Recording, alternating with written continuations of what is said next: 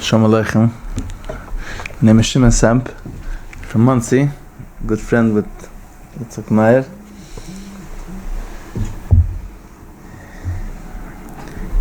In 1976, there was a national event where the Israelis came into Entebbe. There was this crisis with the dictator there, Idi Amin. And it was a fascinating, amazing tale where they actually succeeded and rescued all the Jewish hostages. Now, a few months down the line, after everybody was saved and everything was gewaldig, they get together and they make a meeting. All the ministers in the cabinet get together in the Knesset and they said, we have to make a national holiday out of this. It's amazing. It's an unbelievable miracle. We saved all these people, they were gone. We need a name for it. So everybody comes up with different names. Everybody says maybe we'll call it the name of the mission. Somebody says, maybe it's a day of rescue. Maybe we should call it Entebbe. Maybe we should call it all different types of names. Somebody comes up with this idea, raises his hand. I think we should call it the holiday of gold medals. Gold medals? What's gold medals? You say, well, Idi Amin, when he came in, he used to be covered from head to toe with gold medals. So I think gold medals would be an amazing name for this holiday. It would be amazing. So I don't think it would fly. Because what does it have to do with anything? It might be like a small detail of a story that somebody, when he came in, he was wearing gold medals. Okay, fine, but that really doesn't have anything to do with the story. Now, the strangest thing of Megillas Esther, the strangest thing, would probably be why we named it Purim. Because Purim it's not only that it's a tangential, small, irrelevant detail of the story that Haman throws a pur, he throws a girdle, what would seem even more weird is why would you name it after something that the enemy did? Haman is the enemy. He throws a girdle, he throws lots of lottery, and it comes out to a certain date. Fine. Say that. Therefore, why would you name it after Purim? Call it the Yom Tov of Esther, the Yom Tov of Mordechai, the Yom Tov of Atzalas HaYehudim, the Yom Tov of La Yehudim Oisa'ir V'Simcha. There's so many different themes that it could be called. Why Purim? Now, I want to tell you a story. I'm going to make first L'chaim, covered Purim. Give a shir now for Purim, L'chaim.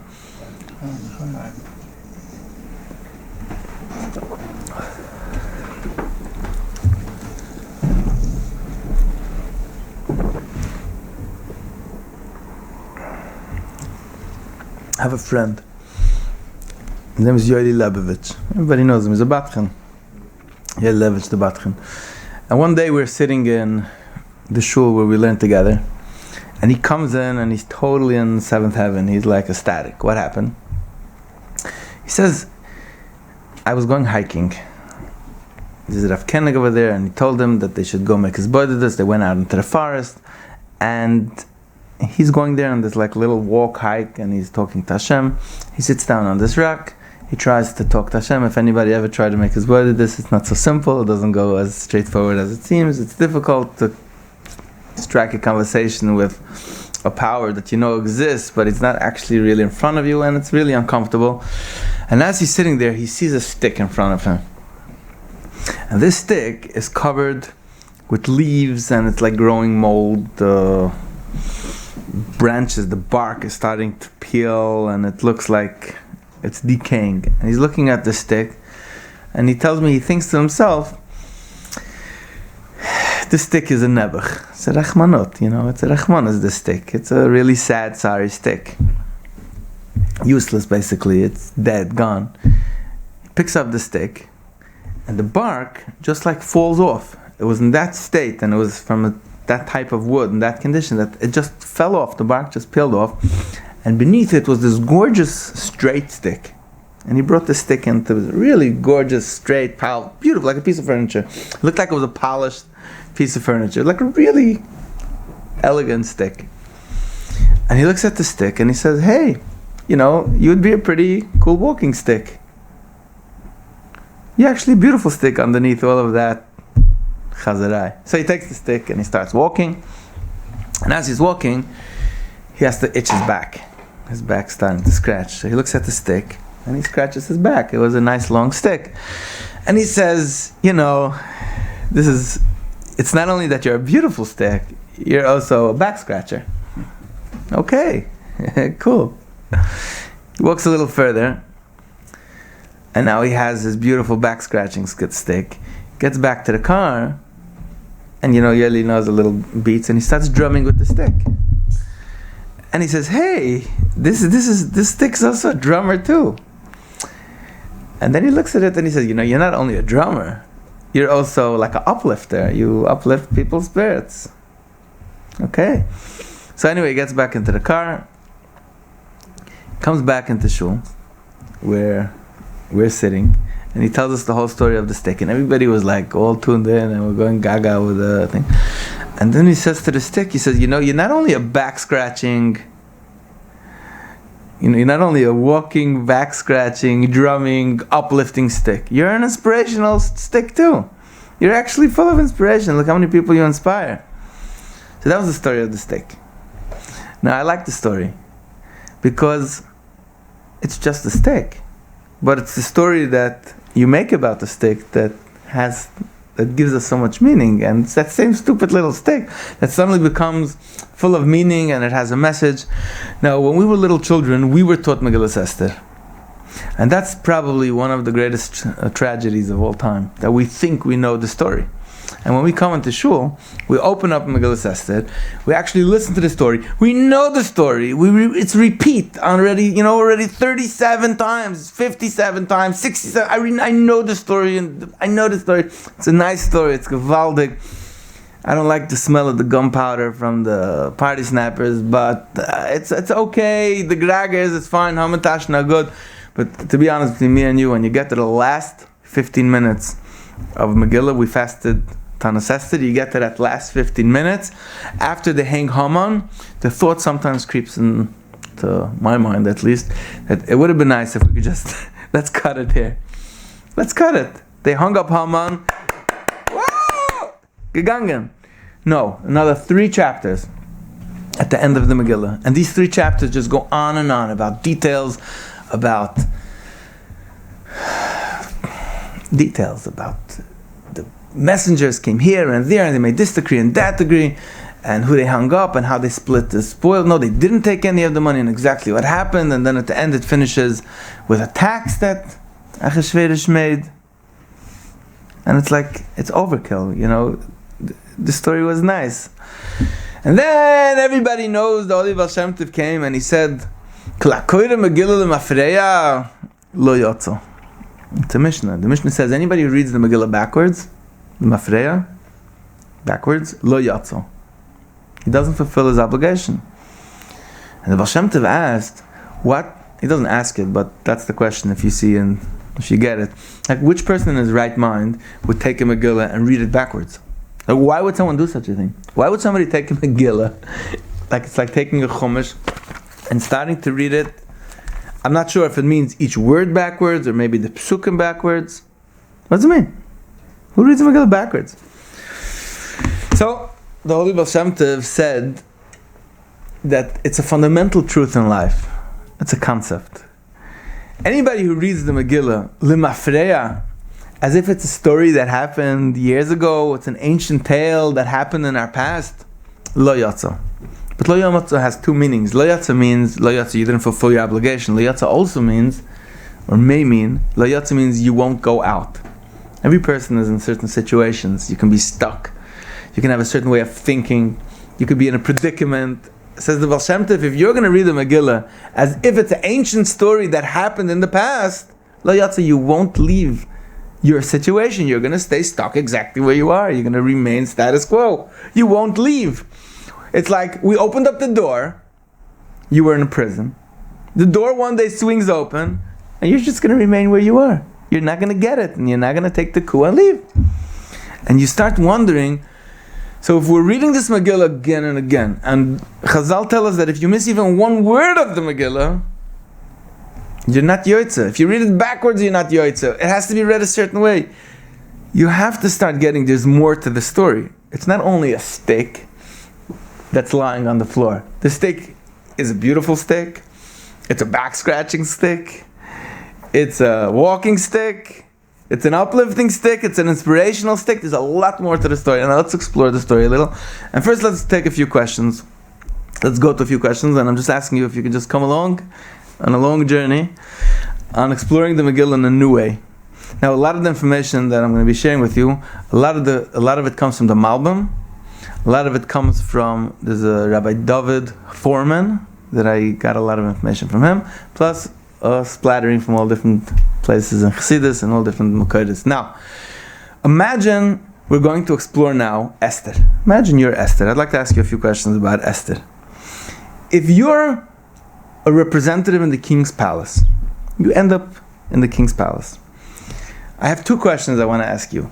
Mordechai tells you, your cousin or your uncle tells you, don't share with anybody where you come from. Don't share with anybody. Now, how exactly do you think you're going to pull that off? You're going to get married. One day Achashverosh is going to be walking with you down the street. And he's going to say, hey Esther, by the way, where do you come from? What are you going to say? You're going to ignore him? You'll change the discussion once, twice. He's a king who actually knocks off people's heads. What exactly are you thinking of doing? How exactly is this going to go? How is it going to work? Second question I want to ask you about Esther, a fundamental question. You're Esther. You're in the king's palace. You get a message, your nation is going to get killed. He tells you, I need you to go beg for your people. So you actually muster the courage, even though you know that you can't go to the king. He didn't call you for 30 days. No, you get the courage, you fast for 3 days, you break through, you go there, and the king, lo and behold, stretches out his scepter, and you're in. Magic moment. Not only that, he asks you, At chatzia malchus v'seyas, till half of the kingdom. Tell me how much, what you want, and it's all yours. Now, if you're in Esther's shoes, what would you do? I think anybody would say, I would grab the moment, seize the moment, and say, I don't need half of the kingdom. I just need a tiny little favor from you, a small thing. They want to kill an entire people, like genocide. They want to really knock everybody off. And all I'm asking for you, one little thing, is just spare these people. They're a small, tiny, minute population. They're a minority of your entire kingdom. The Jew is never more than 1% of an entire kingdom. It's 1%, 0.5%, 0.25%, 2%. It's nothing. I'm begging you, just save them. And why in the world does she ask, I need a Suda with you? And then after she has this feast with him, all she does, and she gets her second chance, and she messes it up again. She says, I need a second feast. Doesn't make any sense. Now, let's put Esther aside for a moment, and let's look at the character called Haman. Okay? Now imagine, or don't imagine, but let's say you're representing Haman. There's a play, and you're going to be acting Haman. And you really hate these Jewish people. You want to kill them. So, you go to the king, and the king asks you, okay, yeah, what can I do for you? What's up? So, you tell him, Yeshnoi am echad mefuzir mefoirat bein ha'amim, b'chol medinas malchusecha. There's a nation that's scattered in all of your countries. V'daseim shonos mikol ha'am. Their rules or their culture or their minhagim is different than any other nation. V'dasei hamelech eino moisim. And they're not following the king's rules. Which one of these three would you think is actually important? The third one. All that matters is that you tell the king, these people are not listening to your laws. They're lawbreakers. They're cheats. They're going to destroy your country. Kill them. Who cares about the fact that they're mefuzir and mefoidet? Who cares about the fact that with the same shonis mikolam? What's his game? What's Haman's game? And let's go now to another character, which is, I think, the main character. The main character in the Megillah is Achashverosh. Now, the Megillah starts with Achashverosh. It's extremely strange. The Megillah is a Jewish book. It's a Jewish text. It's one of the Chomish Megillahs. It was written by Jews for Jews. Now, when the Megillah launches, it tells us all about Achashverosh throwing a party for 180 days, Yomim Rabim. So, I mean, if it's Yomim Rabim, it's 180 days. But it's not only that. It goes into great detail to tell you all about this party. Chur karpas utcheles, ochos bechavlei butz vargaman, al glilek chesef, famudei sheish, mitoy zov chesef, al ritzvas bad v'sheish, v'dar v'sechades. Who cares? Who cares about what details there were in his party? He threw a big party. What difference does that make in our story? Now, another question about Achashverosh is, first of all, what's this whole party thing? Second of all, I'm going in Pshat now, on the first level, on the basic simple Pshat. He throws a party. At the end of the party, he calls for the queen. He wants to show her for beauty for all the other nations. Now, you can say he's drunk. You can say that Achashverosh is, crude, he's prust, he's a poet. You could say a lot of things, but if you're a king and you're calling all the heads of states and you're throwing a party, it's really, really not professional to show off your wife just nicht. It's echt nicht. Why would you do such a thing? Why would he do such a thing? It could be a shikr, but you're talking here about somebody who's a world ruler. You're talking here about the way the Megillah describes as somebody who's a monarch or who took over 127 countries. He's ruling as a world ruler. If he's a world ruler, that means he has certain capabilities of being a ruler. He's not Stam a yo-yo off the street who managed to become a ruler. He's somebody who's creating the greatest empire in the world. And we're telling him Stam that he was shikr, and it seems like there's more to the story. Much, much more to the story. Now, there's many, many questions on the Megillah, but these are basic fundamental questions that everybody has to address. There's one more question I want to just throw out at you. We make a really, really big deal about the way Mordechai was dressed. We come out after he gets we come out and we say that Mordechai Yatzel Levush Malchus Tchel, all these things that he's wearing, it's one of the highlights of the Megillah that we read loud. It also seems like a tangential part. If you want to read maybe that they hung Haman, fine. But the fact that Mordechai went out dressed a certain way, why are we reading that loud? What's the big deal? Anyway, so come along, my friends, imagining that you are Achashverosh.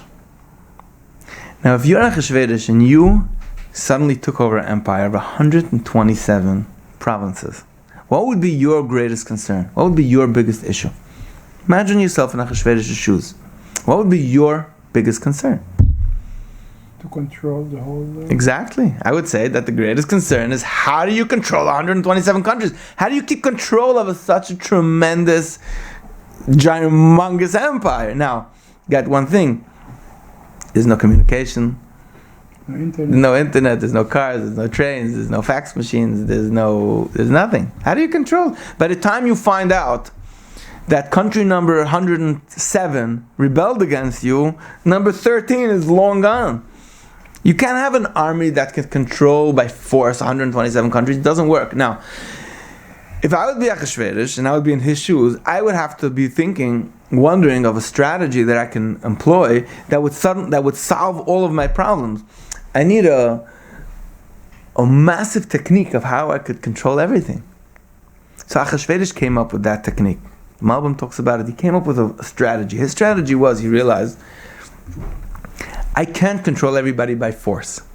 I have to create, instead of having 127 different provinces, I need a way how I could unite everybody into one global empire. And here's how I'm going to do it. First of all, I'm going to cut, destroy, decimate this entire old notion that in order to be a king, you need royal blood. We're going to stop that. We're going to stop this idea that kings are somehow like they come from blue blood, they come from aristocracy, they have a yiches, there's a way how things were done. Because then I'm going to limit myself into one little kingdom. Every kingdom has their own aristocracy. Everybody has their own thing. I'm going to come like a plain layman. I'm going to be a street guy, because he was a street guy. He was Achashverosh. It starts, the Megillah starts, Vahibi me Achashverosh. Not King Achashverosh. Later we tell you that he's Hamoilech Mehoidu and he's a Melech. But he starts off plain Achashverosh. What does he do? He moves his kingdom to a new capital called Shushan. It's a new place, not in Babel, not in Babylon, not the old kingdom. He makes his own thing. Now, he comes up with a strategy. I'm going to blow everybody's mind away. He invites every single one of the heads of state from all the different 127 provinces. Everybody comes together, and now he's going to throw a party like nobody's ever seen before. But the point is not the party. There's a political move here. The point is to have everybody see that this new country that's being formed, this new empire of Persia,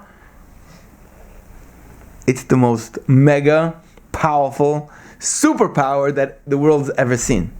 And by this party, he displays extreme wealth. And the Megillah goes to great length to detail all the wealth. That he brought kalim from here, he brought tapestries from there, he brought couches from somewhere else. It was limitless, it was infinite. But he had another trick up his sleeve. He took all the old kings, the old governors, and he sat them mikotten v'ad godel. Migodel v'ad koton. He sat them all together with the dishwasher of Shushan, together with the simple man, with the garbage, with the street cleaner, sat together with the governor of Yavan, seat by seat. And they partied more than the king of Yavan ever partied in his life. And the idea was, my power supersedes everything you've ever seen before. I'm here for everybody. I'm more powerful than anybody. I'm the boss. And you want to be part of success. You want to be part of my kingdom. Because I'm successful, and I'm going to show you that we're going to take the world to a brand new level. And the strategy makes sense. But he had one problem. Khan.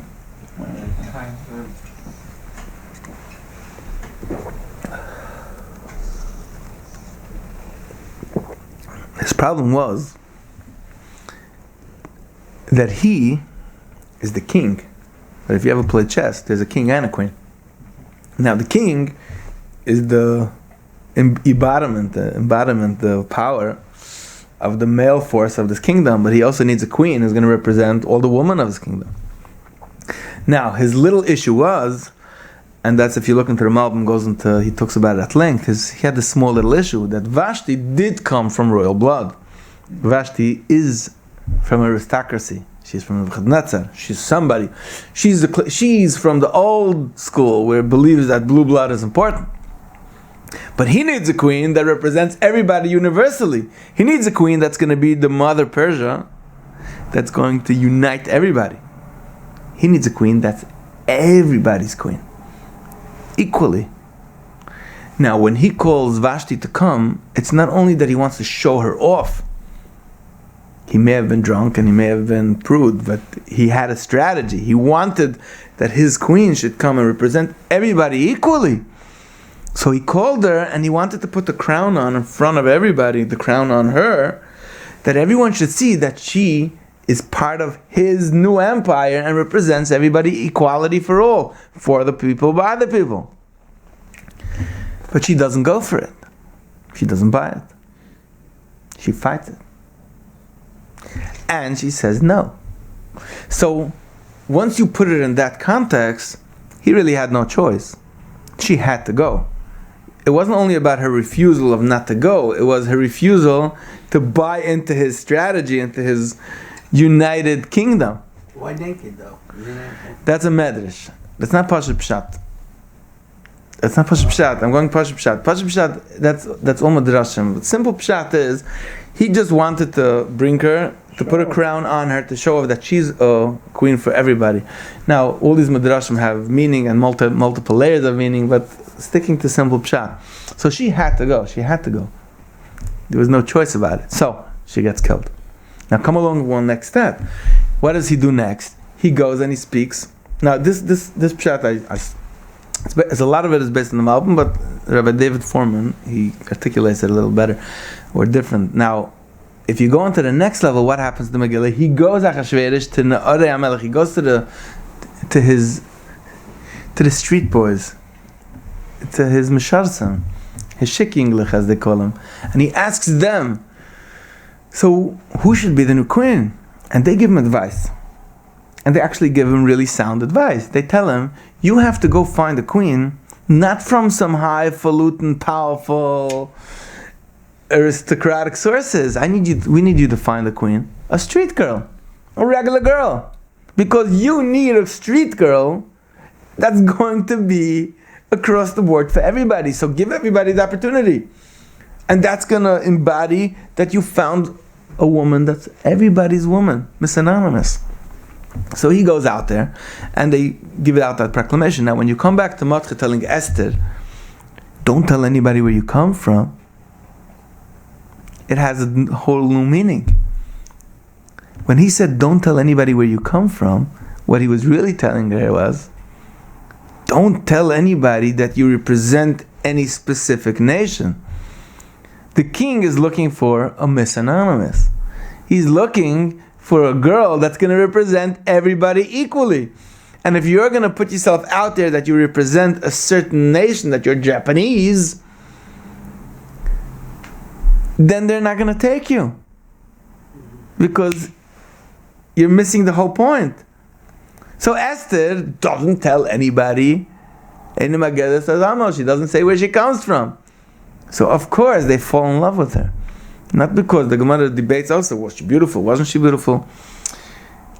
The point wasn't if she was physically beautiful or not. The point was, what she represented was beautiful, was Motzah Chen v'Chesed. People fell in love with the concept that, wow, we finally found a girl, a street girl who gets it, that she's everybody. We're done with all these discrimination, with caste systems, with all the me and you. We're all equal, we're all the same. And she gets it. So she gets chosen to be the queen. She was 70 years old, right? Midrashim. We don't know. Midrashim. But simple pshat. She gets chosen to be the queen because she represents the concept. Now, we have the answer in front of us. What's going to happen if Achashverosh asks her where you're from? I'll ask you another question that I had. If she came from Beis Mordechai, and Mordechai is Mordechai Yehudi, who's one of the Sanhedrin, and he's sitting B'Shar HaMelech, you really think that they couldn't get a forensic team to figure out that she's Jewish? Like, really, no. She's living in Beis Mordechai. She's either a cousin, or she's a niece, or she's a wife. She's something over there. They couldn't figure out she's Jewish. That wasn't the point. The point was, the king was looking for a girl that doesn't identify with anybody. He was looking for Miss Anonymous, for an unidentified woman, a woman that can represent everybody. So when she came along and she said, who cares where I come from? I'm everybody. I'm anonymous. It's irrelevant where I come from. They said, she got it. She's the queen. So, once she gets it, she becomes queen, the story suddenly takes a twist. And there's somebody, Haman, who comes in and he can't stand the fact that this Mordechai is not bowing to him. And he goes to the king and he says, I have a proposition for you. We got to kill all the Jews. Now, if you get the king's psychology, you get the theme, you get his mindset of how he's operating, and then you listen to Haman's words, suddenly Haman's words make sense. There's a reason why he's saying all three reasons that we spoke about before. Why did he mention all these things? The answer is, Haman's coming to the king and he's playing the king's game. He also gets the king's strategy. Not only Mordechai got what the king is thinking, Haman also got it.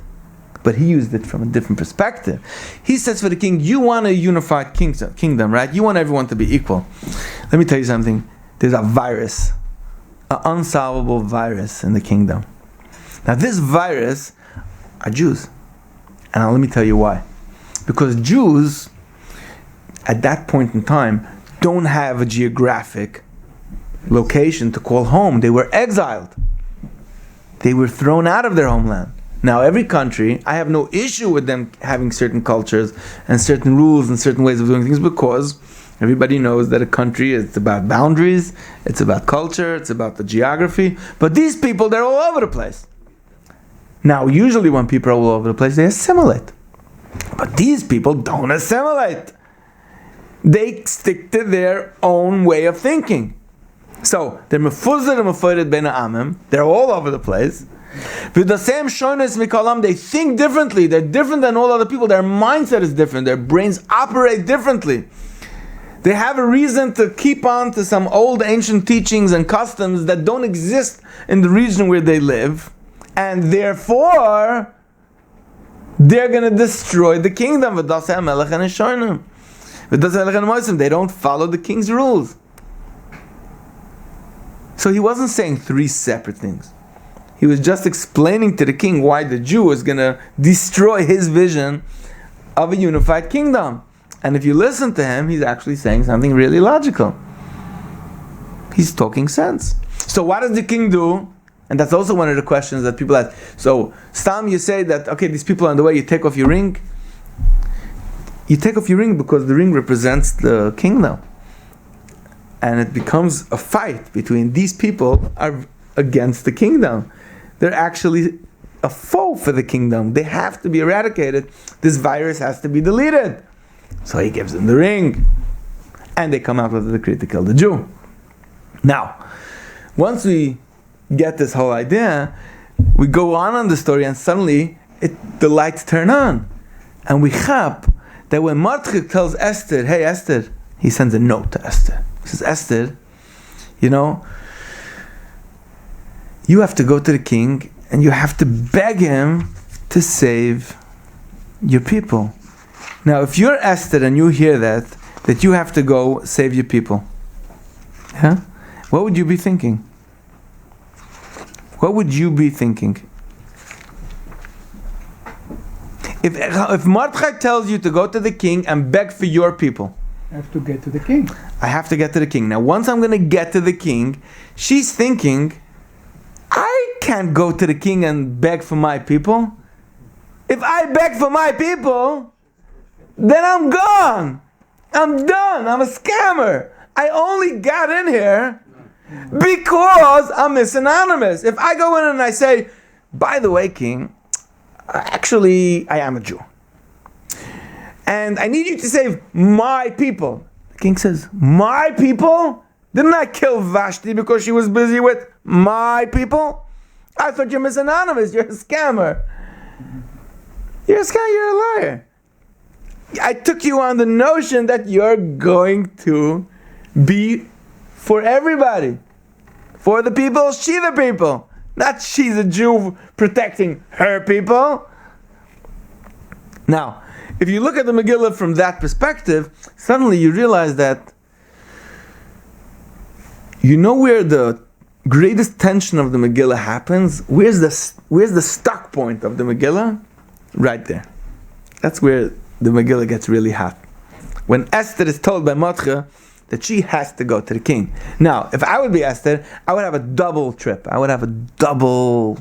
My brain would be spinning out of control because I know that Mordechai is the one who told me, don't tell anybody where you come from, because he's the one who got the whole king's game, and he's the one who tells me, hey, Miss Anonymous. And it worked. I got in. But now the same Mordechai tells me, you have to go, you have to beg for your people. Not only that, but she tells Mordechai, he says, don't you know that I wasn't called to the king for 30 days? And whoever comes in is Achaz Dosei Lahamas? And you wonder to yourself, really now, between me and you, if you're the king, and you have a queen, and you didn't call her for 30 days, and she just walks in, really now, you're going to kill her? What type of... What's the joke? She's your queen. You look for a year, you search for her. No, if you get the game, you get the game. Of course, she's going to get killed because she's representing a political concept. She wasn't voted in. She wasn't taken as a queen. Achashverosh could have had 1,000 different Palaksham and I don't know what else. But she was representing a political concept of Miss Everybody, Miss Anybody. So of course they made a rule that she's just like anybody else, like a street girl. And if she comes in without permission, Achaz Dosei Lahamas, it doesn't make a difference. It doesn't make a difference where you come from. You're going to go. So Mordechai tells her, I don't know if Le'is Kazois, he got all the Malchus. Le'is Kazois, he got all the Malchus. It's Le'is Kazois. It's le'is kazois. It's for such a time. You came here for such a time. Le'is kazois. You came for this situation. You came here. Now, if you would be Esther, you would be really stuck. Now, here the Megillah reveals to us, what do you do when you're stuck? What does Esther do when she's stuck? She prays. That's the only religious thing in the whole Megillah, is that they pray, because it doesn't talk about Hashem's name. It doesn't talk about anything religious actually in the Megillah. The only thing that you have in the tale of the Megillah is that when Esther is stuck, suddenly she says we have to fast for 3 days, and they pray. Anyway, going back to the story, if you would be Esther at this point in the Megillah, you're really stuck. You're screwed. There's no way out of this predicament. You have to go. The person who put you in here with a strategy tells you have to go back for your nation. You know if you're going to go ask for your nation, you're going to die. What do you do now? What do you do now? So, come along, my friends. Make another l'chaim. I'm going to take you in a whole new place, l'chaim.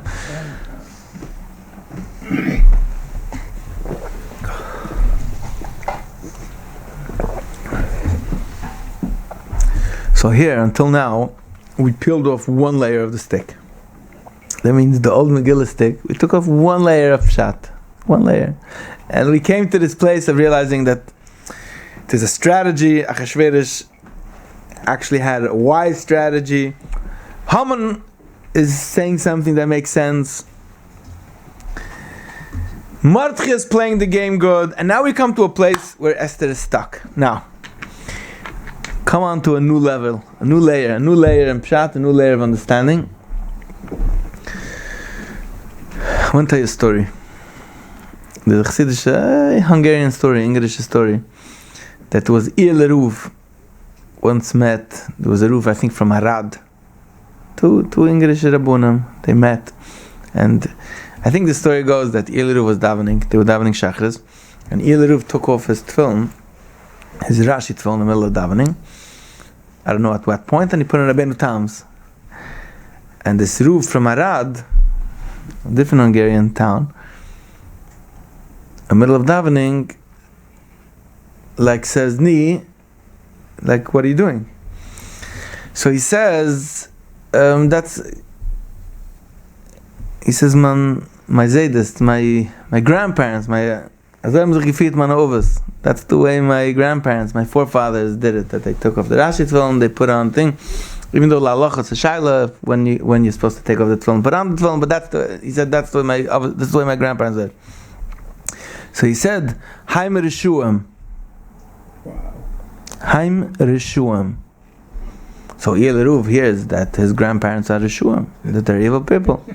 And the story goes, I don't know if I got all the names straight, but this is got the concept. So the story goes that for the next year, there was this rift between Ir Leruv and this Ruv from Arad, that Arad said that his grandparents from Il were Rishuam. And then a year later they meet up and they stop talking, and Ir Leruv is avoiding him, and it's just it isn't working. Anyway, they meet up at some point later down the road by a bris or something, and this Ruv from Arad goes over to Ir Leruv and he says, man, did something happen? Did I do anything to you? What happened? So I don't know the words that he told him, but somehow he communicated the message that you said that my Zaydis are Rishuam, that they're evil people. So he said, no, that's not what I meant, Chaz v'shulam, because he didn't speak in the middle of davening, so he just said in Lashon Kodesh, no, that's not what I meant. I said, Haim Rishuam, they're allowed to. Haim Rishaim, Haim Rishaim, they're allowed to. Because they were so holy. I meant because your grandparents were so holy and they're so amazing, Haim Rishaim, they were allowed to. So, Haim Rishuam. Is it Rishuam or is it Rishayim? So there's this idea where many times you play on a word where people just don't get the communication of what the word means.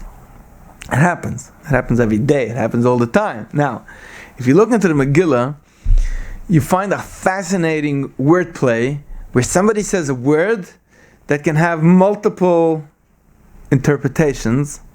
And these multiple interpretations, when you say Haim Rishuam and you don't explain what you mean, it causes problems. It causes, like in the story of this Eliru, it causes him to think or to imagine that you're saying one thing, but in effect you meant the second thing. Now, sometimes when you can't resolve an issue black and white, you have to go subliminal. And there's an entire world of subliminal messages that it happens every day. We just don't tune into it. For example, I'll give you an example of how subliminal messages work. If you're driving down the thruway and you see an advertisement for sneakers, and you have a basketball player wearing those sneakers, and the advertisement is advertising this pair of, let's say, Nike sneakers. When I was a kid, they were Air Jordans. That was 20 years ago. So how does the gimmick go? Really, sneakers have nothing to do with Michael Jordan. Sneakers are sneakers, and Michael Jordan is Michael Jordan. So why are you putting Michael Jordan into this pair of sneakers? Why are you paying him $50 million to wear this pair of sneakers? The answer is, because if I put Michael Jordan, and he's adored and he's an idol to millions of people, with this pair of sneakers, then what? It's still the same pair of sneakers. What changed? The answer is, the sneaker didn't change, but the interpretation in the minds of people changed. Suddenly the people are going to be seeing this advertisement somehow subliminally, without you saying a word, they're going to connect in their own mind that, hey, these sneakers make me powerful, they're going to make me a hero, they're going to bring me all these positive, amazing feelings that I have that I associate with this guy. These sneakers. And for some reason it works, because advertising companies pay billions of dollars, invest limitless amount of funds in order to convince you that A has something to do with B. That's why they put, you want to sell a car, so why do you have to put a woman next to the car? No, there's a game to it. I want you to connect in your own mind and make equations and think a certain way, and that's how they manipulate your brain without saying a word. And that's called subliminal marketing. Now, if you go into the Megillah, you see a classic case, mamash, a classic case of someone playing on a subliminal word. So what happens? So Esther comes to Achashverosh. What does she tell Achashverosh finally when she gets her meeting? Now that we know that she couldn't tell him anything, she couldn't say anything, she couldn't say, save my people. When Achashverosh says, what do you want? She couldn't say, save my people, because save my people means knock off my head. So what does she say? She says, Vatoymer Esther imel hamelech toiv,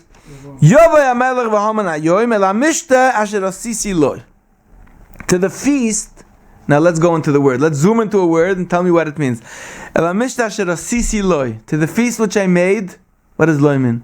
For him. Now, if I was Esther, I would say, to the feast which I made for you. Because I'm talking to the king, no?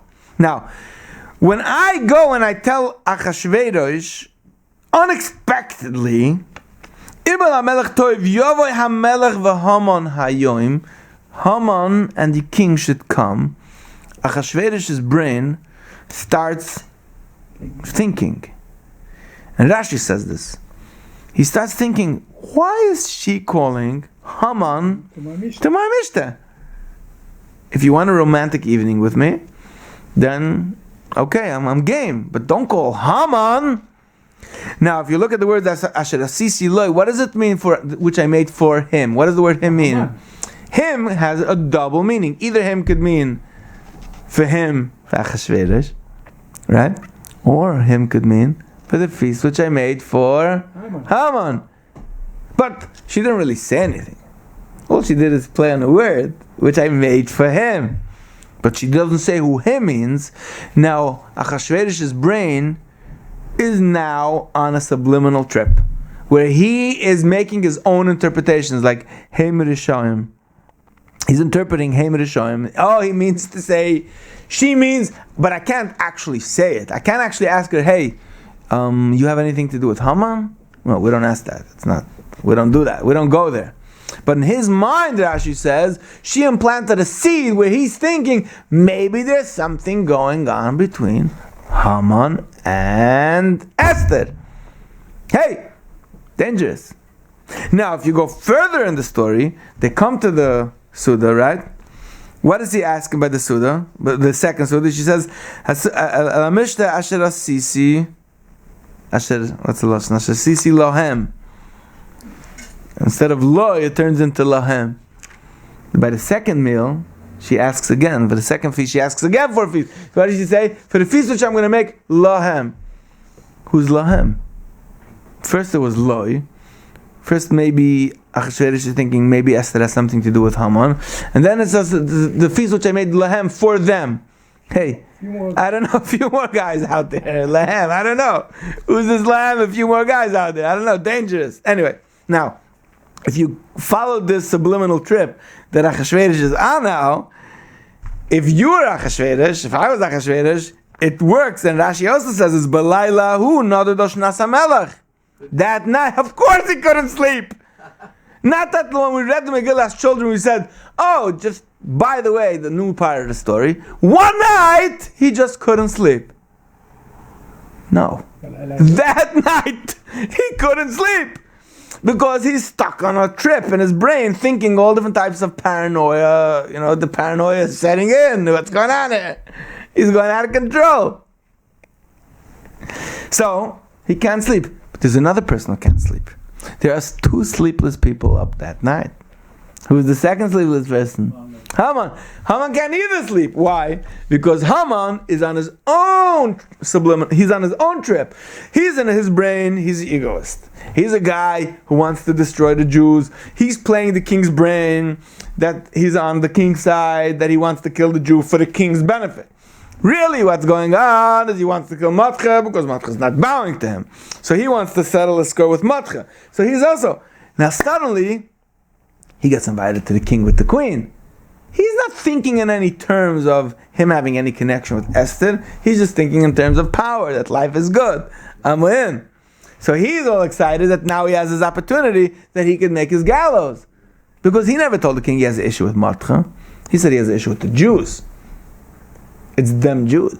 He never says he has an issue with Matcha. But now he says, I'm going to seize the moment and I'm going to get Matcha too. So he's sleepless because his brain is working on his interpretation of the story. Achashverosh is up all night. Now, the weirdest thing happens. And he asks they should read from the Sefer HaZikaronos. Now, if you actually look into the text and you see what the Sefer HaZikaronos told him, you'll see something fascinating. Now come along. Sefer HaZikaronos says that Matcha overheard a plot from Bixen V'Seresh, and he revealed it to Esther, and Esther told it to the king, and the king, they investigated it, and they killed him. Now, if you're Achashverosh, and you have a scheme to take over the world and convince everybody to be equal, and somebody tells you that the Jew's out to get you, and then you read a story that same Jew that was out to get you is the one who actually saved your life. Now what does that mean? Not only that he saved your life, he's loyal. He's loyal to the concept of the king. Not about his life. He's loyal to the theme of the king. Because if he wouldn't be loyal to the theme of the king, he should be the first one who should shut up and let the king drop dead. So if these people are a cancer to you, and they're out to kill you, and they're out to get you, and destroy your philosophy, why are you protecting me? Now, not only that, but he was never rewarded. So, the next moment, two sleepless men meet, and Haman walks in. Now, Achashverosh doesn't give him a chance to say a word, and he starts asking him, if there was anybody, what would you do? So, the Megillah says it very openly. Because he's on his trip, right? He's on his ego trip. Now, listen to what Haman is saying, and imagine Achashverosh, and you're in his brain, up with paranoia, up with fear that something's going on between Esther and him. Listen to what you're hearing as Haman says his words. Listen good to his words. Now in the Megillah, by the way, there's 167 psukim. The word Hamelech is over 200 times. Now in these next psukim, Hamelech is every second word. V'yomer Haman el Hamelech. Ish asher Hamelech hafetz bikaroi. Yavi levush malchus, asher levush ben Hamelech. V'such asher rachav alav Hamelech. V'asher nitten kesem malchus b'roishoy. V'nas malvush v'asus asher yada ish misari Hamelech apartimim. V'bish az ish asher Hamelech hafetz bikaroi. V'kiva l'asus b'chai v'yir v'karoi. V'anakach yaz ish asher Hamelech hafetz bikaroi. If you're Achashverosh up in the middle of the night, I would be thinking, this guy's not only out to get my wife, he's out to get the crown. Because all he's talking about is the crown, the crown, the crown, the crown.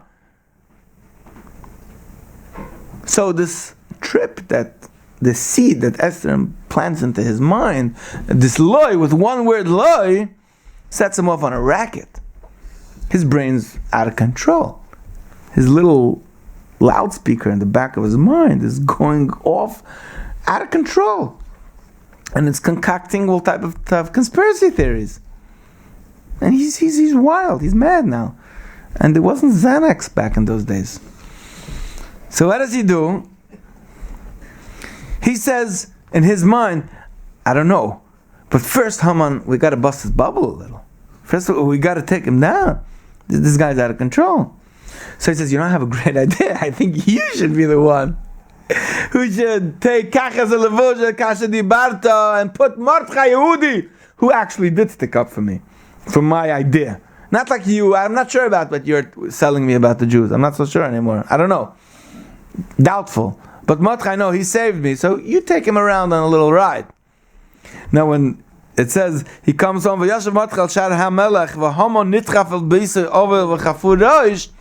You don't need the medrash that somebody poured that she poured garbage on his head or that she died. He came home Ovel V'chafur Roish without that too. Regardless, he was much more Ovel V'chafur Roish than if somebody dumped shirayim on his head. He was gone. His bubble was busted. He's finished. He's finished. Now come along on this fascinating tale. So, what happens next? They come to the next Suda. The king asks for Esther again. He says, what do you want? At chatzia malchus v'seyos. Now listen very well, listen to the words. If I found favor in your eyes,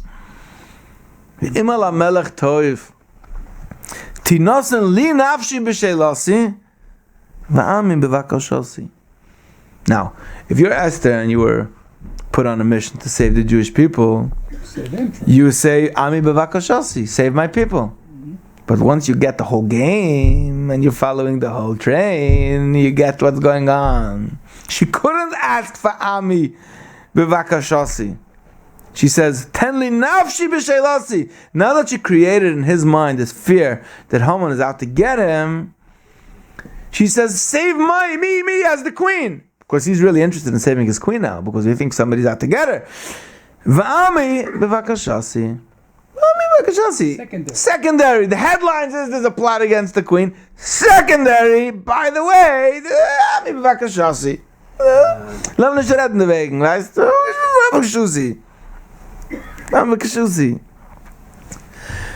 And how does she explain it?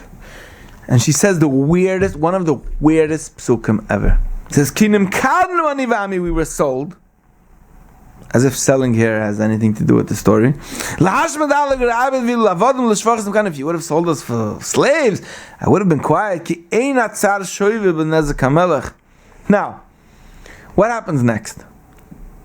So she makes a pitch to save her. So the Melech asks, hey, who wants to do this to you? So Esther says, now, Haman nivas. He turns white. Now, if you're Esther at this point of the game, the last thing you want should happen now is that the king should go out, take a walk. Because if the king goes out and takes a walk and thinks this through, when she says Haman wants to kill me, what she's really saying is there's nothing going on between me and Haman. Right. Haman wants to kill me. There's no affair going on over here. There's nothing really going on. He just wants to kill me.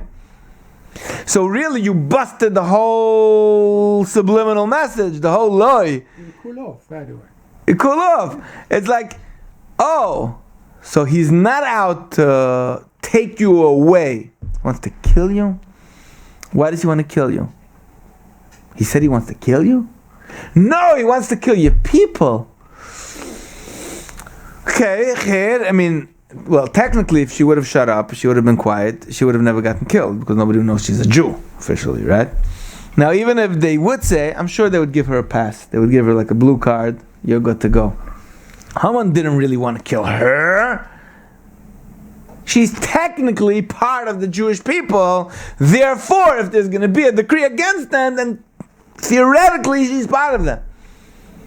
But we don't want the Achashverosh to start figuring this out, because it's not going to work. So, the story keeps on going. He goes out. He comes to beg on his soul. Now, the king comes back. Haman falls on the thing. And here's the most powerful words. What does the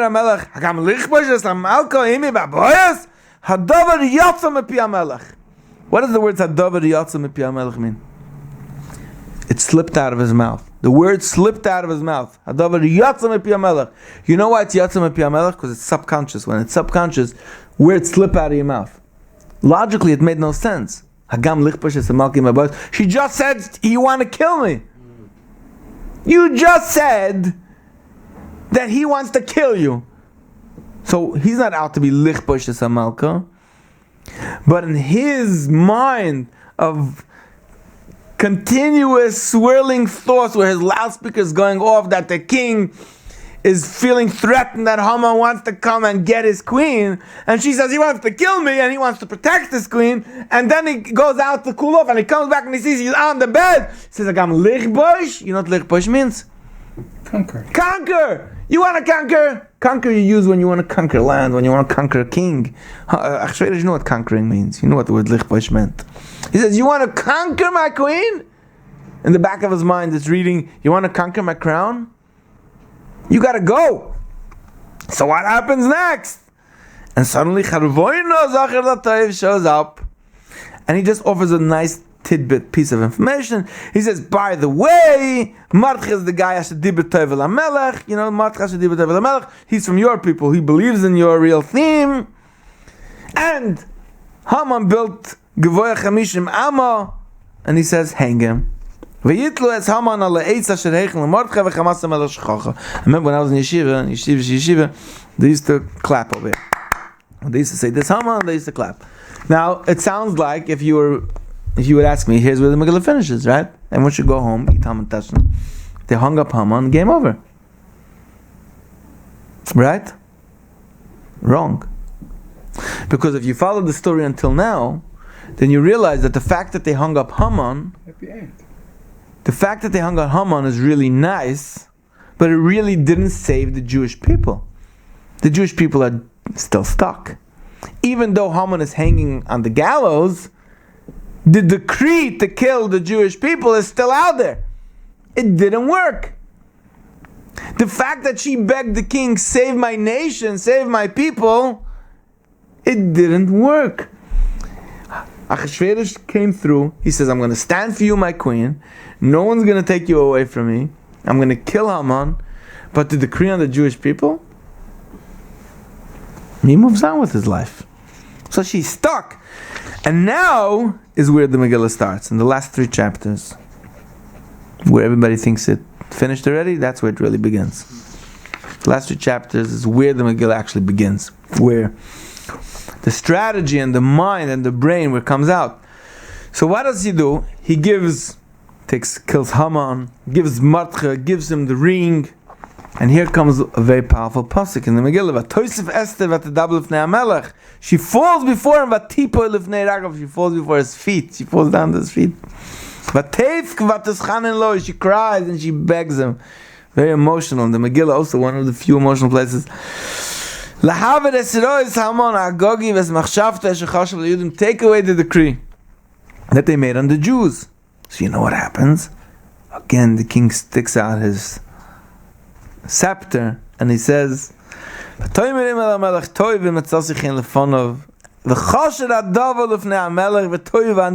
good in your eyes. Correct the books. Fix the books. And he says, how can I see the evil? How can I see the destruction of my birthplace? And here she comes clean. And she says, no, I'm a Jew. She's breaking every rule in the books. She's saying, I'm a Jew. It's my nation. Please help me. King, it's my nation. How can I see my nation go under? It's my people. Now, really, she's committing suicide now. Because she's breaking every single rule in the book. But she's saying, no, save my people. Now, you can argue that she's actually saying something logical. She's saying that Haman, she's saying if you're really equal and you're, if you're here for everybody, then you can't have a prejudicial argument against anybody. But in either event, that's what she's begging the king, please save my people. You know what Hamelech says? You know what he says? If you listen good to the words, you come to the second highest tension in the Megillah, and everybody just snoozes right through it. He says, look, I gave you Beis Haman, I hung him on a tree. Okay? You could write on the Jews whatever you want. He says, I can't fix the books. I'm a king. I rule the whole world. My word is law. I made a rule. I signed something. I get it that you have an issue with your people. I'm not going to kill you for having an issue with your people. Okay, I won't kill you for it. But I'm not saving your people because I don't care about a people. I'm not from the a people. I'm from the all people. And I'm not going to change anything because I'm not going to kill my monarchy. I'm not going to kill my rule. I'm the boss here. Now, if you're Esther now, you are stuck again. There's a decree against your people. You hung up Haman, amazing. You got the king's ring, but it's useless because he can't change the books. The books say that the Jew gotta go. So what do you do now? Here's where the main fascinating part of the Megillah happens. So, Mordechai comes up with an amazing idea. He says, instead of negating the king's books, let's preempt the strike, and let's make a new law to contradict the original law that's going to say that the Jews can fight first. We'll give them a day before to fight first. Now, it's an amazing idea. Let's not take away the strategy of it, that if we can't negate a certain law, we could make our own law to counteract, to be in direct opposition to the original law, fine. But in effect, what you're saying is that you're creating a civil war. Because the first decree never gets annulled. The first decree says that they can go kill the Jews. The second decree says that the Jews can fight too. Okay? So you have a fight. Now when you have a fight, you 50% go. 50% go, so you can have a civil war. You'll have the Jews fighting with their decree, you'll have the anti-Jews fighting with their decree, and you'll have a bloodbath. Somebody's going to win, hopefully. Or maybe both will only lose half, but it's better than nothing, but it's not the place you want to get to. Got it? So they make this new decree. Now, if you listen good in the Megillah, he makes the decree. Vayichta b'shem HaMelech Achashverosh vayachta b'tabas HaMelech asher nasna HaMelech laYehudim. And this is one of the places where the Olam dremels. Asher nasna HaMelech laYehudim asher b'chol ir v'ir. What is the new decree? Likoil v'lamed al nafshom. Stand up. Stand strong for yourself. Lahashmin daharig l'abed es kol chel am v'mdina atzar mozim tavanashim l'shlolom lovos. And you could take all the loot. Now, if you read further in the Megillah, it says 20 times in the Megillah, exaggeration, but many times, that they didn't take any loot. One of the things in the Torah, it says again and again, don't take the loot, don't take the loot. They don't take the whole thing of that Gog. You read in the Torah, the whole thing where Shaul HaMelech came down, his downfall was because he took loot.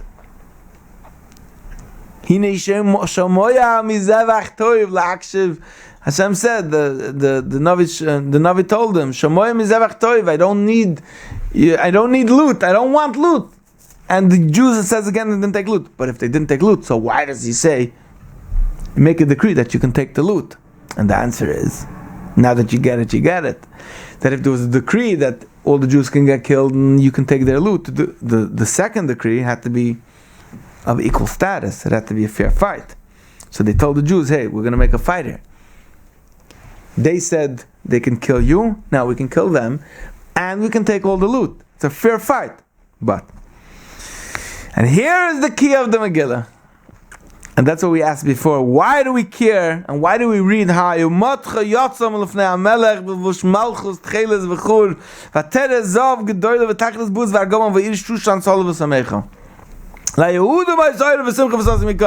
I want you to get this, my friends, holy friends. This is the most powerful thing I want to share with you tonight. Very powerful. You know, when we read high about Matcha was going out wearing the royal clothing, you know when it was like Yehuda Moisayda v'Simcha v'Sasim v'Kar? Usually we think it was after the miracle happened. No. It was before anything happened. It was when the decree was still standing. There's a civil war looming. It looks like at best maybe 50% will make it through. That's when Matcha goes out and he's wearing all of the royal garments. And La Yehuda Ma'asayda V'Simcha. You know when it was La Yehuda Ma'asayda V'Simcha? According to the simple text, no Midrashim, no Chassidus, plain simple pshat. When the decree was standing and it looked like all the Jews are going to be doomed.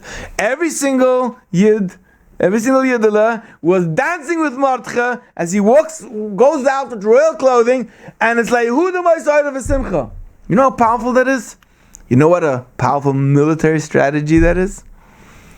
That when all seems doomed, you get your people all riled up and everybody's happy. You know what it means when you can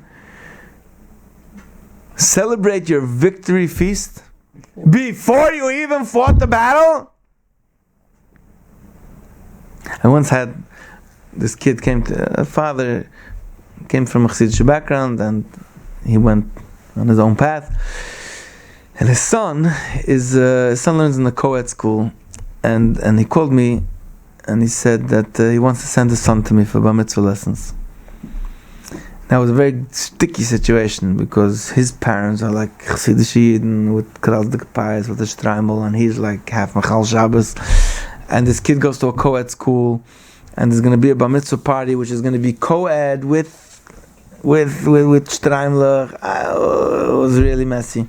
And I'm sitting, and this kid didn't want to talk to anybody with a beard. He was like anti anything. So he came to me, and I begged Hashem. I said, Hashem, you have to send me a message that I can connect to with this kid, that the bar mitzvah should be meaningful, because I didn't have any kav, I didn't have any way to go right or left. This whole thing it wasn't working. So it came down like a hayra from heaven. A hayra from heaven. It was around like it was last year by the Super Bowl season. And I was talking to him about different coaches of different teams. And I don't know where. I once read about this. I don't know somewhere. I don't remember even who. But the idea was that there was this coach of a team who he came up with this gewaldige chiddush, that he's going to have his team practice every single day. Basketball coach. That he was going to have his team practice every single day. And they're going to practice with their eyes closed. Besides for the regular practice, they actually sat them in a room and they did like this meditation where they used to close their eyes and practice and imagine winning the game. They used to imagine in their minds that they were winning the game. They won one game, second, they were winning games. But he came up with a second chiddush, that he used to fabring with his chevra victory parties. They used to, like at the end of the Super Bowl, like, they spritz Kool-Aid and fireworks, I don't know, whatever goes on. It's like everybody goes wild. He used to celebrate before the game. They used to celebrate their victory before the game. They used to win the game. They celebrated as if they won the game before they won the game. Team Chappes. That's what he used to do. And his team used to win a ton of games. So I told this kid, I said, you know what a bar mitzvah is? I said, you're gonna be a teenager. There's gonna be so many struggles in your life. It's gonna be ups and downs. You have no idea what's gonna be going on. And we spoke about all the different struggles that teenagers could have. You know what a bar mitzvah is? We celebrate now the victories. We're already celebrating your victory now, knowing how amazing and how successful you're gonna come out by the time you're 20. We celebrate it now. We're not going to wait till you're 20. We know already now that you're on a good path. We know already now that you're gewaldig, and we're celebrating it now, your victory, that you're going to make it through all your teenage years like a boss. And we give you some techniques. We give you the tefillin technique, and we give you that technique, and it was gewalt, and he connected. So anyway, I'm just telling you this Torah over here. Amazing Torah. That simple pshat. They celebrated La Yehudim V'Simcha V'Sasim V'Kar way before there was any victory in sight. They celebrated the victory way before. And then, so, of course that's why we read loud in the Megillah, because that's the main point. The main point of the Megillah is that when everything was dark, Martche goes and he dresses in royalty and he lets everybody know, we won! Didon Otzach! You didn't win? Forget about it. We won. We won. So, and it goes on and on. Now, just come along. What time is it? 10 to 10 o'clock. 10 It's 10 more minutes? Gewalt. Okay, so now, let's go on a mashu, on a different thing. It could go on and on, but, first we peeled away one peel of the stick. And we said that Achashverosh had a strategy. Then we peel away a second part of the stick, and we say, it's not only that it's a beautiful stick, there was a subliminal game going on over here too. Then you peel away the third stick, and you say, the third layer, and you say, no, there's a real message over here of how you could travel a Yehudim before, when you're in the dark, when nothing's going on. Now, when you come back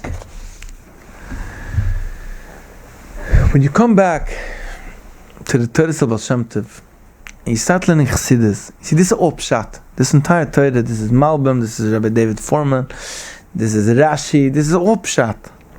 Different ways to formulate pshat. Once you get this idea that in pshat itself, there's a story beneath the story, you start coming to a new place where you realize there's a story beneath the story beneath the story. And you start coming to a new place and you look at Purim, and that was the original question we began with, was why in the world do we name Purim Purim? Al Shem HaPur. Who cares about this Pur? That somebody threw a goydel, somebody threw a dice, that the enemy threw a dice, you couldn't find any better name? Now, there's a story from the Frierdiker Rebbe. I love the story. The story goes that the Frierdiker Rebbe was playing chess with the Rebbe. They were playing chess. And the tale goes that the Rebbe was winning the game. He had the upper hand on the game, and he saw that he's going to be winning, so he made a bad move, so that his shver, the Frierdiker Rebbe, could have a comeback. But the Frierdiker Rebbe got it. He chapped. He got it. He was a shrewd guy. He chapped. So he told him something to this effect. He said, "Wenn man spielt, darf man spielen mit der emes." When you play the game, you gotta play mit der emes. You gotta play with emes. Now, when you look at the game of the world is a game. There's a world, it's a chess game. It's a complicated chess game. And there's many games going on simultaneously. That means like this. For example, let's say I have a boy comes to me in yeshiva. He's closed up, this kid. He doesn't talk to anybody.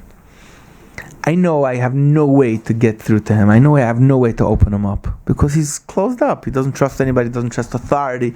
He's in his own box. So sometimes I might put out a chess game and we'll play the game. Now, we play the game of chess, and let's say he wins the game of chess. We play the game and he wins.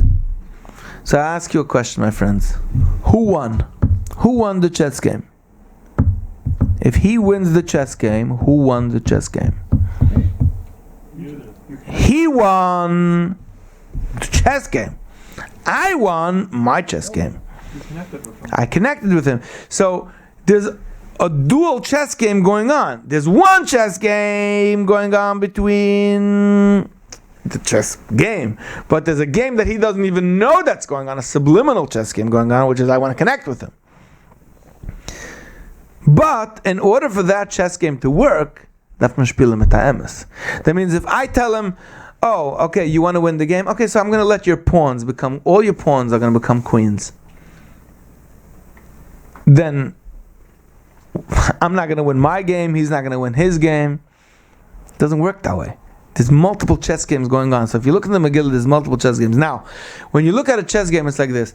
A chess game has millions of different combinations and possibilities. Billions, I don't know, it's almost like a lottery. Billions of possibilities that can be. Every move that you make, there's an infinite amount of moves that you can make. Now, every move that you make is like you threw a dice. Let's talk about a pur. Let's talk about dice. Let's talk about a lottery, a goyrel. You throw a dice. You throw the dice, comes out a certain number, a certain way. You say, oh, this happened by chance. If you look at the Purim game, you say, Esther, let's talk about Esther. It's by chance. Something happens here by chance. The king kills the queen by chance. Now she has an opportunity to become the queen. Okay, Matre plays the cards. He plays the game good. He makes a move. He says, "You go into the Beis HaMalchus." It's a wild move to put a nice Jewish girl into the Beis HaMalchus. Fine. Now the Jews are going to get killed. Random, right? It just happened. Matre says, "Okay, so let me play my move. We're going to tell her to go into the king." She says, "I can't go into the king." So she has no choice, she goes to pray. But then, somehow she comes up with this insight to say, Loi Lohem, this whole Loi Lohem game that's going on over here. And if you look at every step in the Megillah, it seems like everything is happening by chance, but in reality, when you look at back at the whole picture, you say, there was nothing by chance over here. Every move over here was a strategy.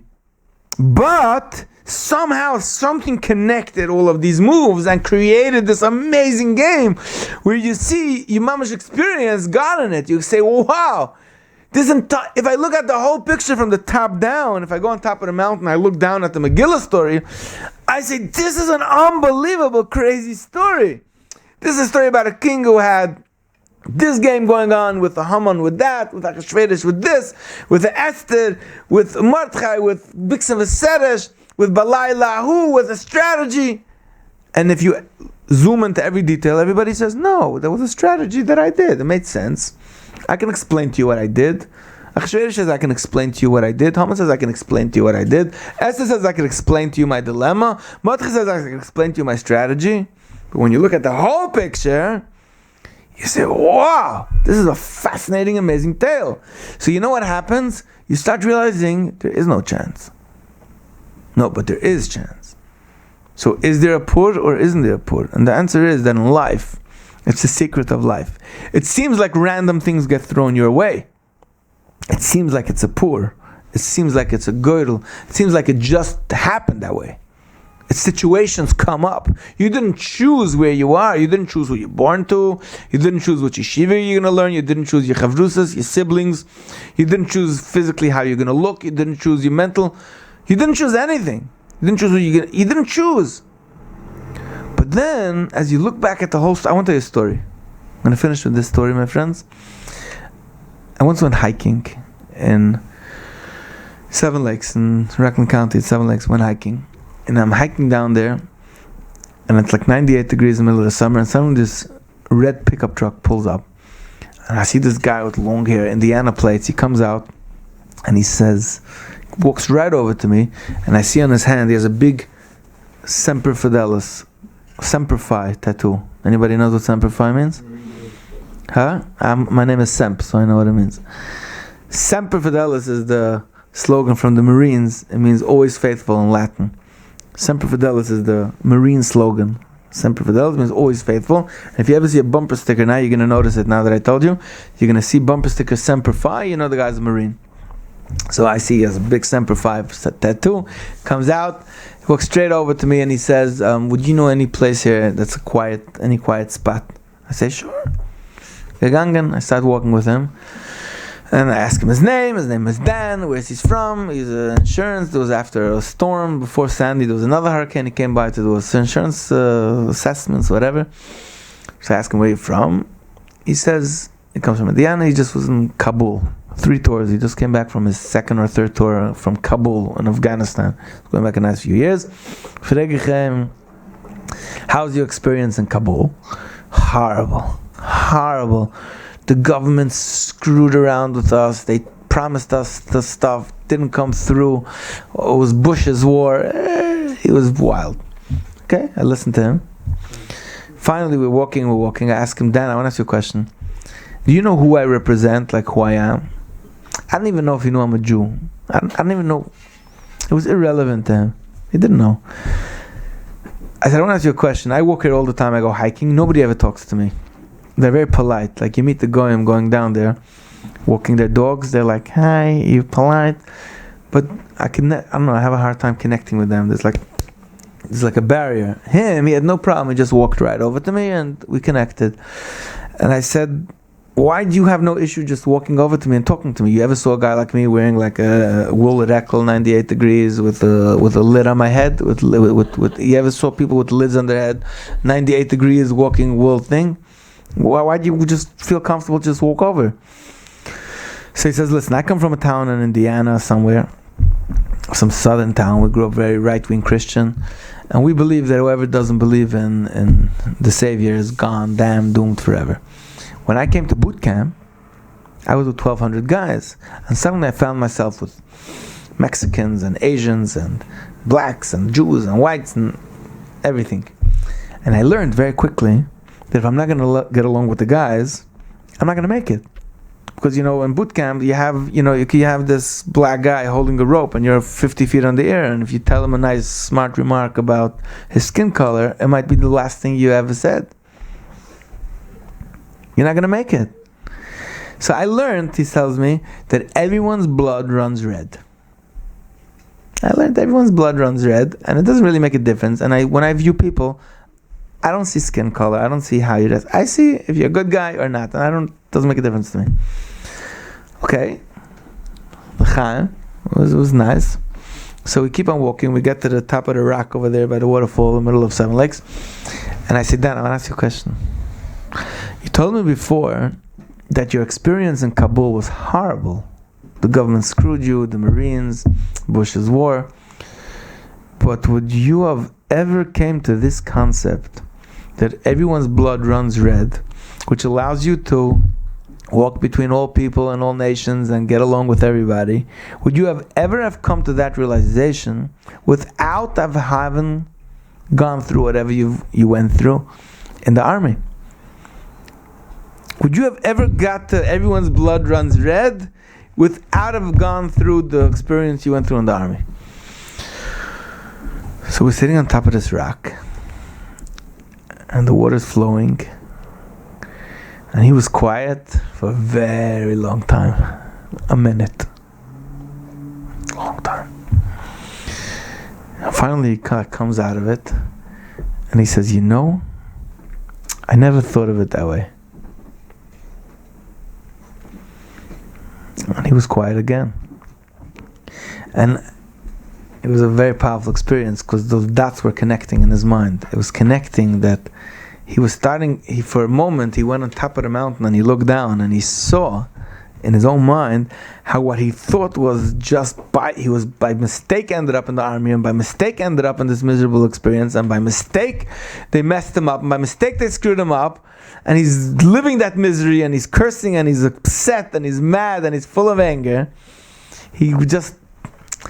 But at that moment, he chapped in his own little world, in his own way. He chapped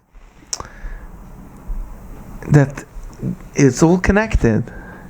You don't end up coming to new ways of living, new ways of thinking, new ways of being, new ways of appreciating people, new ways of being kind, new ways of caring, new ways of living real without having gone through certain experiences. Like when you look at the Purim story and you say, Chavre, you say, Chavre, in Teva, in Welt, Hashem is here with us. We say, Chavre, you should know that even in the darkness, Hashem is there.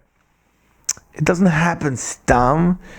It happens when you connect all the dots in your life. So you know what Purim is all about, my friends? You know how it's about reading your story in the Megillah. It's your story. It's really your story, the Megillah. It's really your story. It's really, when you get to what's beneath the level, you really start getting it. You have strategies, you have things against you, you have bunch of dots. When you connect it, then you realize that you know who Hashem was, you know who Achashverosh. Then you look in Chassidus and you say, oh, HaMelech Achashverosh. Who's HaMelech? Hashem. Who's Haman? It's like Hashem. Who's Mardcha? Also Hashem. Who's Esther? Hashem. Who's the situation? Hashem. Who's the life strategy? Hashem. Who's the strategy of Yehuda Mosayda v'Simcha when it's Hashem? You say everything is Hashem. And that's when we strip off the masks. So we put on masks and we laugh when we see a mask. Because it's only a mask. All the situations are just masks. They're just seeming to be a certain person or a certain character, but really there's one unifying force. And when you get that, you just erupt in joy. Plain erupt in joy. The wine flows naturally. It's like, wow, because you chap the game, but we usually don't chap it. But Purim we do. Chaim l'chaim, holy brothers.